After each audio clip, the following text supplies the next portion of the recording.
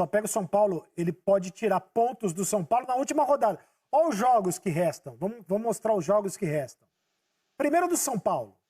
São Paulo, líder do campeonato. Absoluto líder do campeonato.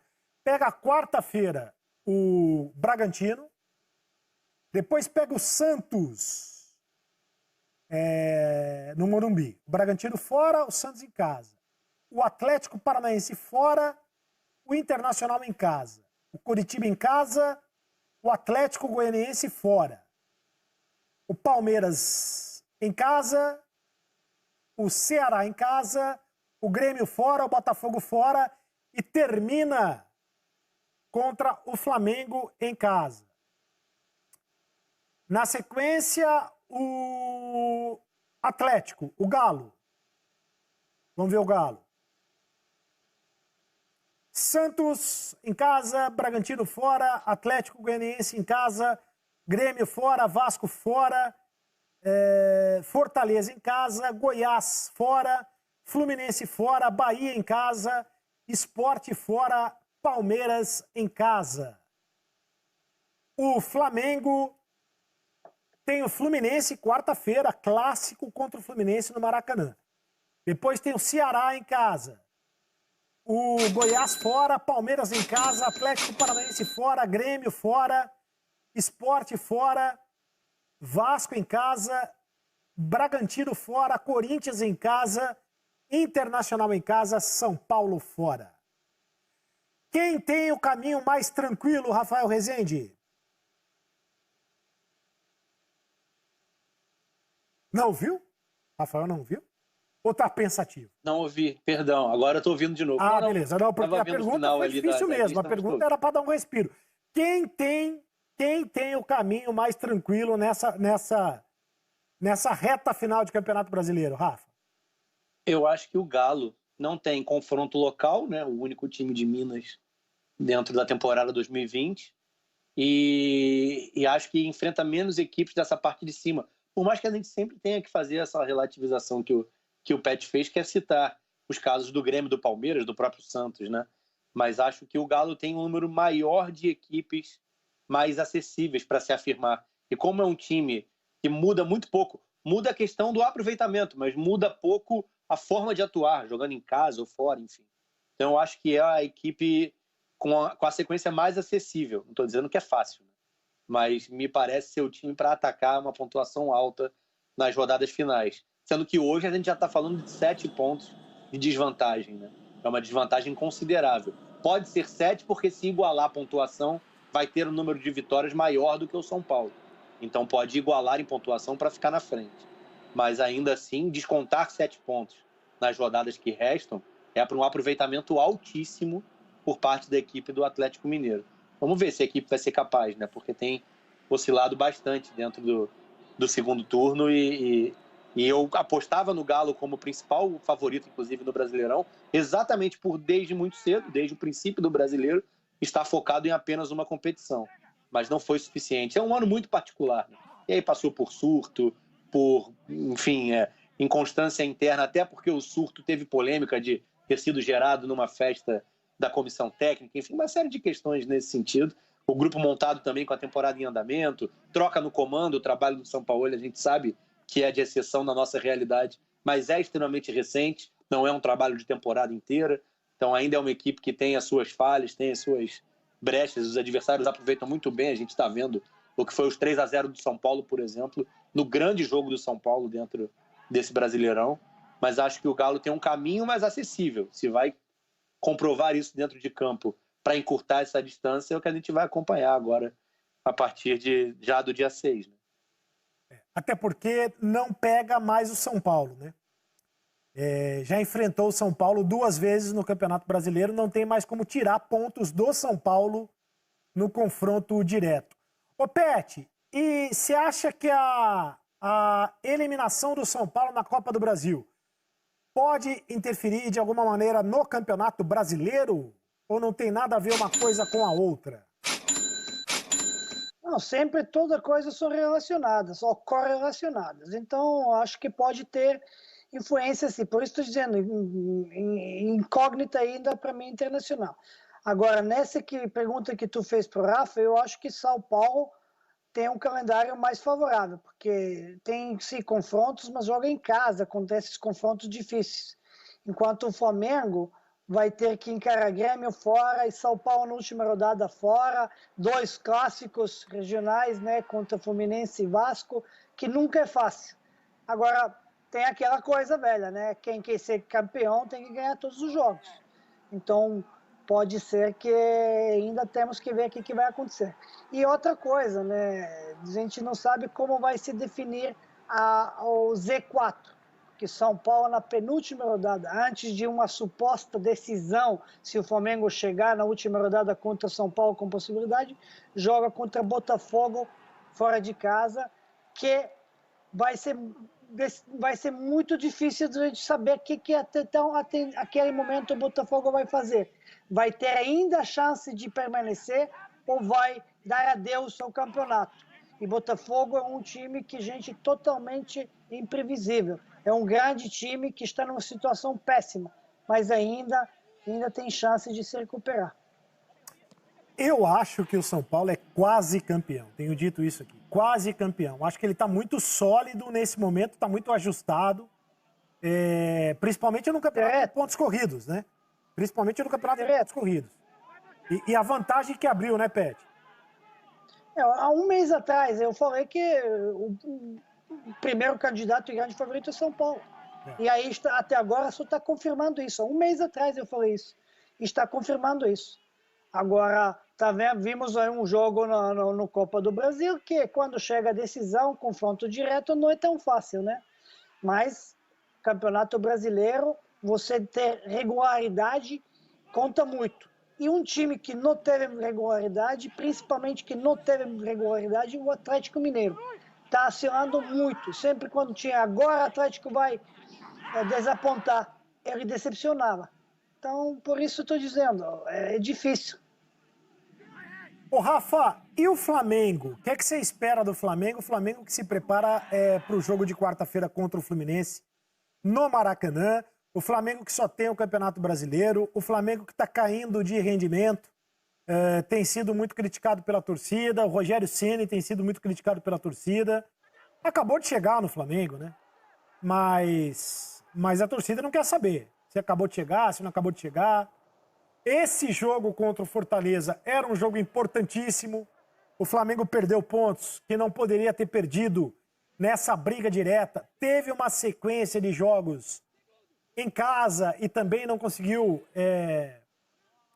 chegar do jeito que deveria no São Paulo, né? Tirar a vantagem do São Paulo, enfim. O que é que você imagina do Flamengo daqui para frente? O que é que você espera do Flamengo no Campeonato Brasileiro, Rafa? Exatamente por ter essa vantagem, né? O elenco de extrema qualidade e já agora a partir da eliminação para o Racing focado dentro do Brasileirão, eu acho que o Flamengo pode sim ainda, enfim, encontrar uma sequência, por mais que tenha perdido pontos para o Fortaleza, vinha de 4 vitórias em jogos anteriores e acho que tem qualidade para isso.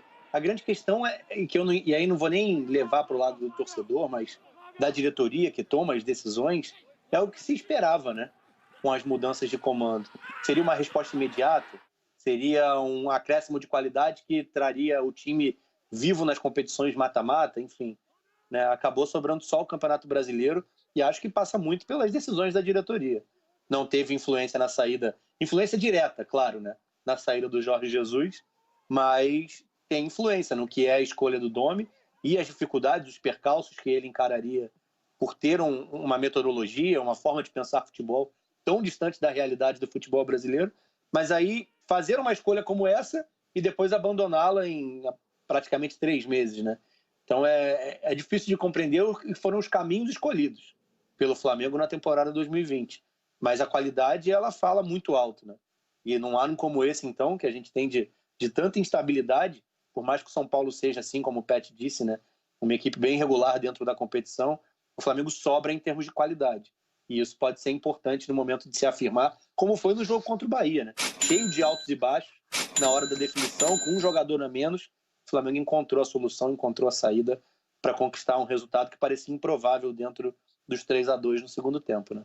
O Flamengo tem um jogo a menos, só vai pegar o São Paulo na última rodada, ô Pet, mas tem pouca margem de erro, né? Porque, por exemplo, quarta-feira é uma rodada importantíssima. O Flamengo, se ele não vence, se ele perder para o Fluminense, por exemplo, e se o São Paulo ganhar do Bragantino, São Paulo abre 10 pontos do Flamengo. Aí, meu amigo, aí já era, né? 10 pontos vai ser complicado. Então, o Flamengo não tem margem de erro. Ele tem que fazer um campeonato quase perfeito agora para ser o campeão brasileiro. Pet. Sereto, só para estar mais justo um pouco, o Flamengo não está caindo de rendimento. Acho que o Flamengo não subiu do rendimento. Está jogando pela qualidade, ganhando pela qualidade do elenco, mas não pelos jogos e não pela supremacia. O que o ano passado foi o desafio, demonstrar essa superioridade que tem dentro da qualidade do seu time. E agora não está fazendo isso.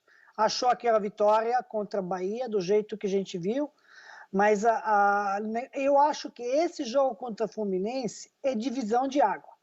Se o Flamengo não ganhar esse clássico, acho que pode dar adeus ao busca o título. Eu também acho. Eu acho que é um jogo importantíssimo, porque mesmo jogando fora de casa, o São Paulo tem tudo para ganhar do Bragantino. Né? Seria uma grande surpresa o São Paulo não ganhar do Bragantino. E então vai jogar a responsabilidade para cima do Flamengo. Sem dúvida alguma, o Flamengo vai ter que vencer o Fluminense. Essa rodada pode definir muita coisa, hein, Rafa? Eu concordo com vocês, e aí entra essa questão da instabilidade, né? A grande vantagem, contar com jogadores decisivos, acima da média no nosso cenário, para resolver a parada, como o Pet citou. Mas tem esse lado, né? De uma equipe que ainda coletivamente não dá a resposta, e isso passa muito pelas constantes mudanças, né? Se tivesse permanecido com o Jorge Jesus, já seria um trabalho muito mais complicado do que foi o trabalho de 2019. Pelo ano que a gente vive, né? O campeonato, enfim, o calendário todo atribulado, os jogos acumulados, ainda menos tempo de preparação. Seria um ano muito complicado e também a pressão muito maior por tudo que conquistou no mesmo trabalho no ano anterior. A partir daí, a ideia de que nas trocas, tudo que o Flamengo precisava era de estabilidade, né? De ter a convicção na sua escolha para que o trabalho tivesse uma sequência. Isso não aconteceu num primeiro momento. O Rogério é extremamente recente e já passa nos seus primeiros jogos por 2 eliminações. Né? Então, acho que essa resposta, a resposta não é uma questão de trabalho bom ou ruim, mas de impossibilidade em termos de tempo para apresentar mais, né, à frente do clube. E ter sequência, ter trajetória pode fazer toda a diferença. Acho, inclusive, que o Rogério, de certa forma, se colocou essa pressão desmedida quando aproximou no seu discurso de chegada o que ele imaginava de Flamengo ao que foi o trabalho do Jorge Jesus. Ele quis descolar a sua ideia ou a sua chegada do que foi o trabalho do Domi, mas se colocou uma pressão grande porque há uma distância grande, né? Na curta trajetória do Rogério como treinador, o que ele apresentou em termos de trabalho, há uma distância grande com relação ao que é a realidade que o Flamengo vivenciou em 2019. Então a pressão, na verdade, aumentou ali, no discurso, antes de entrar em campo, né? E acho que esse é um peso que o Flamengo tem que administrar também, para que o Rogério tenha vida longa, né? Para que ele tenha uma sequência. Pode não ser com título de brasileiro em 2020, mas que ele consiga planejar 2021 dentro do estadual, apresentar o que ele imagina de futebol no período até o Campeonato Brasileiro do ano que vem, para aí sim, em 2021, que já é um ano extremamente complicado, ele tem uma evolução, né? Tem o Flamengo, como o Pet citou. O Flamengo não subiu o seu nível. E isso pode vir com sequência de trabalho. Se o Rogério também tiver o trabalho interrompido, mais uma vez o Flamengo vai estar resetando tudo, começando do zero, e isso depõe contra o que é o momento de grandeza financeira, né, de uma equipe que consegue contratar os principais jogadores, que tem um elenco forte, mas que se o tempo todo abandona o próprio trabalho, dificilmente vai ter condição de alçar voos maiores. Agora, o Pet, para fechar o Flamengo, o Rafa toca num ponto interessante. Ele fala do discurso do Rogério Ceni e acho que está na hora de esquecer o Jesus, né? Nesse caso. Porque o Flamengo, quando o Rogério chegou, o Rogério falou, olha, quem sabe a memória tática, né? Vou apelar para a memória tática dos jogadores e tal. Eu queria muito ver o Flamengo do Rogério Ceni. Né? Qual é o Flamengo do Rogério Ceni? Vai ter tempo ainda, né? Tem que ter tempo para a gente saber. Porque o Flamengo do Jesus, ninguém vai repetir. Ninguém vai repetir. Acho que nem o Jesus repetiria, né? Provavelmente. Então, você não acha isso? O Rafa tocou num ponto interessante, Pet. Acho que isso é X de questão, a ser reto. Porque esses jogadores do Flamengo que são excelentes, são os melhores, que conseguiram, são craques e conseguiram fazer a temporada passada maravilhosa, né? E despertar no torcida uma esperança ainda maior e grandiosa. Você vê um despranejamento, né, desse ano no preparo do Flamengo. Primeiro, da perda do Jesus, que era tão óbvia, se jogou na carta que não vai ficar, e foi embora. E não preparou o substituto, não pensou nisso. Descobre um nome que para mim era a escolha errada, porque não tem esse perfil e não tem essa credibilidade que o jogador, que o craque dentro do time precisa.